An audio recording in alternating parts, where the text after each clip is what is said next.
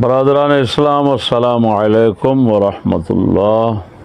ہمارے ایک محترم جناب محمد انور چشتی صاحب نے جموں کشمیر سے نیٹ کے ذریعے ہم سے سوال کیا، جو سوال حالیہ گستاخی کا جو مسئلہ ہندوستان بھارت انڈیا میں پیش آیا اور پھر کسی مسلمان نے کسی ایک گستاخ کو قتل کیا، اس سے متعلق ہے۔ جو ان کا سوال ہے ان کے اپنے کلپ سے ان کی زبانی آپ سن سکتے ہیں، ہم جواب سے پہلے آپ کو سنا رہے ہیں۔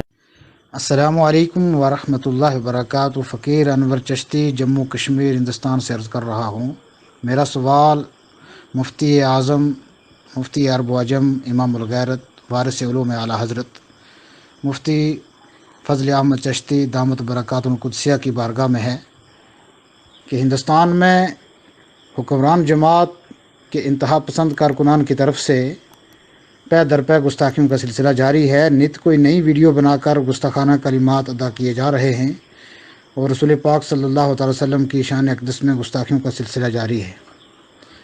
مسلمان ہند ایسی صورت میں کس طرح سے اس کو روکیں یا کیا کردار ادا کریں؟ السلام علیکم ورحمۃ اللہ وبرکاتہ۔ کیونکہ انہوں نے اس مسئلہ میں، اس سوال میں ناچیز کو نامزد کر کے جواب طلب فرمایا ہے، تو ناچیز اس کا جواب محفوظ کرانے کی نیت سے آپ سے مخاطب ہوا ہے۔ اس سوال کا جواب اس کی نزاکت اور خطرناکی کی وجہ سے بندہ ناچیز اپنی طرف سے نہیں دینا چاہتا۔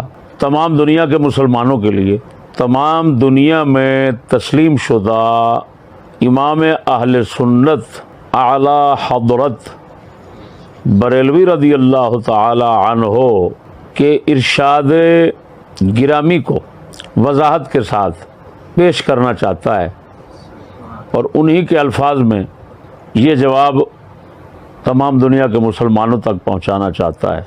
لہذا اگر کوئی فتنہ پرور اس کے خلاف بولنے کی جرأت کرے گا تو وہ اعلیٰ حضرت کے خلاف زبان کھولنے کی جرأت کرے گا۔ میں اپنی طرف سے کچھ نہیں کہنا چاہتا۔ اعلیٰ حضرت عظیم البرکت نے حسام الحرمین شریفین عربی مؤسسۃ رضا جامعہ نظامیہ رضویہ لاہور پاکستان، اس کے صفحہ نمبر 96 اور 97 پر جو تقریر ہے شیخ عبد الرحمن دہان کی غفر اللہ تعالی لہ ورحمہ، اس تقریر میں لفظ ہے مستحقون فی الدنیا ضرب الرقاب، جس کا معنی ہے ایسے گستاخ لوگ دنیا میں گردن مارنے کے حقدار ہیں۔ اس پر آپ کا عربی میں حاشیہ ہے، یعنی اعلیٰ حضرت بریلوی سرکار کا حاشیہ ہے، مستحقون فی الدنیا ضرب الرقاب پر۔ اس عربی حاشیے کی مکمل عبارت ناچیز پیش کرتا ہے، پھر اس کے اندر جو نکات آپ نے رکھے ہیں خلاصہ بطور نمبر وار وہ نکات آپ کے سامنے رکھ دے گا۔ آپ فرماتے ہیں اعلم ان ضرب الرقاب فی الدنیا انما هو الى الحکام دون العوام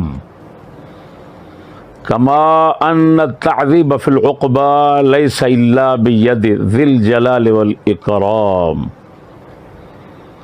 اما غیر السلاطین وولاة الامور فإنما وظیفتهم الرد باللسان والطرد بالبیان وتحذیر المسلمین عن مخالطة الشیاطین والرفع الامر الى ولاة الامر لا يكلف الله نفسا الا وسعها بل قد صرحوا في الكتب الفقهية ان من قتل مرتدا بدون اذن السلطان يعزره السلطان هذا في الممالك الإسلامية فكيف بغيرها فإنه تقتله الحكام إن قتل المرتد فيكون فيه إلقاء بالأيدي إلى التهلكة والله تعالى يقول ولا تلقوا بأيديكم إلى التهلكة وفيه تعريض نفسه المسلمة للقتل بنفس كافرة وفي حديث عمر وعبد الله بن عمر رضي الله تعالى عنهما قال رسول الله صلى الله تعالى عليه وسلم لزوال الدنيا أهون على الله من قتل رجل مسلم رواه الترمذي والنسائي فليتنبه لذلك فأينما وقعت هذه الأحكام فإنما هي للسلاطين والحكام كما صرح به في نفس هذه التقارير عدة أعلام. یہاں پر آپ کا حاشیہ ختم ہو گیا. آپ نے یعنی اعلی حضرت بریلوی رضی اللہ تعالی عنہ نے جو چند امور اس عبارت میں رکھے ان میں سے پہلا یہ ہے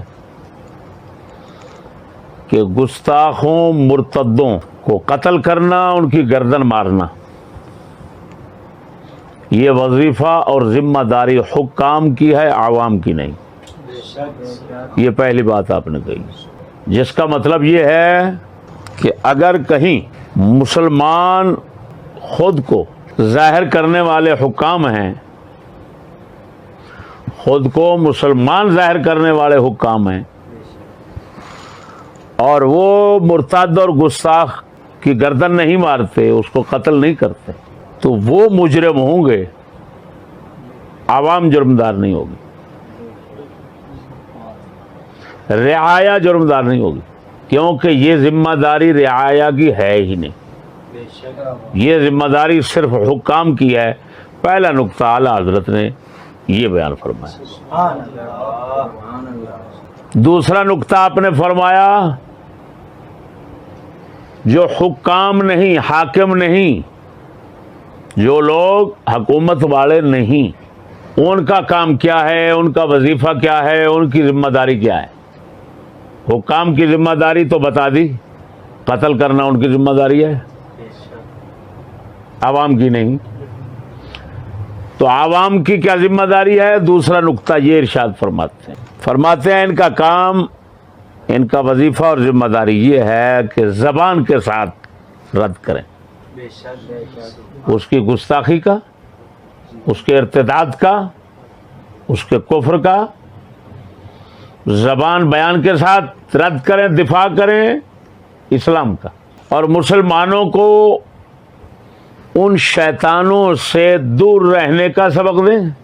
اور اگر مسلمان حکمران ہیں تو ان کا اس گستاخ کا مقدمہ، ایسے گستاخوں مرتدوں کا مقدمہ ان کو پیش کریں. تیسرا نقطہ ارشاد فرمایا فقہی کتابوں کے حوالے سے، وہ ہے کہ ہماری فقہ کی کتابوں میں لکھا ہوا ہے کہ جو شخص سلطان اسلام، یعنی جب مملکت اسلامی ہو، حکومت اسلامی ہو، تو سلطان اسلام، بادشاہ اسلام جو ہے، اس کی اجازت کے بغیر کسی مرتد اور گستاخ کو قتل کرتا ہے، تو ہماری فقہ کی کتابوں میں لکھا ہوا ہے، آپ فرماتے ہیں کہ بادشاہ اس کو تعزیر کرے گا، اس کو سزا دے گا کہ تو نے ہماری اجازت کے بغیر گستاخ اور مرتد کو کیوں مارا.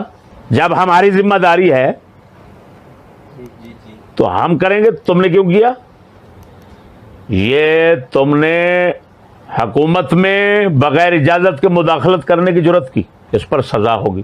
یہ ہماری فرمایا کی فقہ کی کتابوں میں لکھا ہوا ہے.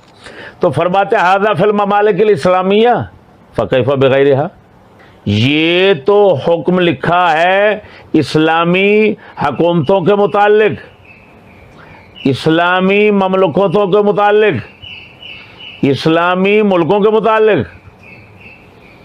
تو جو غیر اسلامی حکومتیں اور ہیں سلطنتیں، ان کے اندر کیا ہوگا؟ ان کے اندر حکم کیسے ہوگا خود سمجھ لو. اس کو حاکم قتل کریں گے جو غیر مسلم ہوں گے، اگر یہ مرتد اور گستاخ کو قتل کرے گا. تو اعلیٰ حضرت فرماتے ہیں، یہ اگلا نقطہ ہے ان کا، کہ ایسا کرنے سے جب کافروں کے ملک میں گستاخ اور مرتد کو قتل کرے گا، وہ اس قاتل مسلمان کو قتل کریں گے تو یہ اپنے ہاتھوں اپنے آپ کو ہلاکت میں ڈال رہا ہے، جس کی وہ فرماتے ہیں اجازت نہیں. اور قرآن مجید کی آیت پیش کر رہے ہیں وَلَا تُلْقُوا بِأَيْدِيكُمْ إِلَى التَّهْلُكَةِ. اگلا نقطہ یہ ارشاد فرماتے ہیں کہ جب قتل کرے گا اور پھر واپسی جواباً اس کو قتل کریں گے کافر حکومتیں، کفار حکومتیں، تو اس میں ایک کافر جان جو گستاخ تھا اس کے بدلے میں یہ خود کو مروا رہا ہے، تو کافر پلید جان کے بدلے میں مسلمان جا رہا ہے. اور اس پر پھر آگے حدیث پیش کر رہے ہیں ترمذی اور نسائی کی، حضرت عمر اور ان کے بیٹے عبداللہ ابن عمر سے، کہ آپ علیہ السلام نے فرمایا مومن کی اتنی قدر ہے کہ دنیا ساری دنیا مٹ جائے، ختم ہو جائے، مومن کے قتل سے اس کو مٹا دینا اللہ پاک کے لیے آسان ہے، لیکن مومن کا قتل جب ہوتا ہے تو اللہ تعالیٰ کے لیے یہ مومن کا قتل جو ہے یہ بہت ہی اس کی بارگاہ میں گراں قیمت ہے. ساری دنیا کا مٹنا اس کے سامنے آسان ہے، لیکن یہ مشکل ہے. تو اعلیٰ حضرت فرماتے ہیں ایک اتنا قیمتی جان مسلمان اپنی ایک کافر گستاخ کو مار کر اس کے بدلے میں یہ جو ہے نا وہ جب یہ مروا رہا ہے، تو دیکھو یہ کتنا فرماتے ہیں کہ بڑا عظیم کام کر رہا ہے، بہت بڑا سخت کام کر رہا ہے کہ تم اپنی جان مروا رہے ہو کافر کے پیچھے. یہ نکات اعلیٰ حضرت نے اپنی اس عبارت میں رکھے، جن کا خلاصہ میں نے آپ کو سمجھایا. اب اس سے آپ کو یہ بھی معلوم ہو چکا ہوگا کہ چاہے بغیر اجازت کے کسی اسلامی سلطنت میں مسلمان کسی گستاخ اور مرتد کو قتل کر دیتا ہے تو واپسی حکومت اگرچہ اس کو تھوڑی باتی سزا دے سکتی ہے جس کو تعزیر کہتے ہیں، لیکن وہ اس کو قتل نہیں کر سکتی. مسلمان کو اس کے بدلے میں قتل نہیں کرے گی، جو قتل کریں گے وہ کافر ہوں گے. بات نہیں سمجھے؟ جو کسی گستاخ اور مرتد کے قتل کے بدلے میں مسلمان کو قتل کریں گے، اعلیٰ حضرت یہ اشارہ دے رہے ہیں کہ وہ کافر حکومتیں ہو سکتی ہیں، اور ایسا مسلمان کو کرنا کافر حکومتوں میں خطرے کا باعث ہے، لہذا نہیں کرنا چاہیے. تو پتہ چلا کہ کسی گستاخ رسول کو قتل کرنے والے مسلمان کو واپس جواباً قتل کر دینا یہ کافر حکومتوں کا کام ہے، مسلمانوں کا نہیں ہے. مسلمان حکومتیں زیادہ سے زیادہ اگر کسی نے بغیر اجازت کے ایسا کیا تو صرف تعزیر کر سکتی ہیں، مثلا مہینہ 2 مہینے سزا دے دی، جیل میں رکھ لیا، سرزنش کر دی تھوڑی سی. تعزیر ہمیشہ قتل سے کم ہوتی ہے.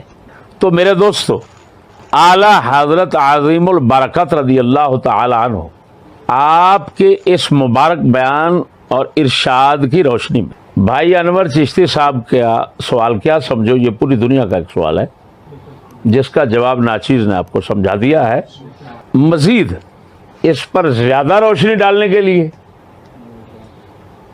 وہ ہم انشاءاللہ العزیز جو ہے وہ جواب گستاخی کے مسائل کے متعلق وہ ترتیب دے رہے ہیں، وہ کتابی شکل میں ہو جائے گا، وہ ایک تفصیلی بیان ہوگا جو مسلمانوں تک پہنچے گا، جس طرح کہ اعلی حضرت عظیم البرکت کا یہ بابرکت بیان ہم نے دنیا کے سامنے رکھا اور آج تک کسی کے سامنے یہ نہیں رکھا گیا، اسی طرح وہ بیان بھی انشاءاللہ العزیز دنیا کے سامنے ایک نیا بیان آئے گا، اور اس میں نئی وضاحتیں ہوں گی، نئی معلومات ہوں گی سب کے لیے۔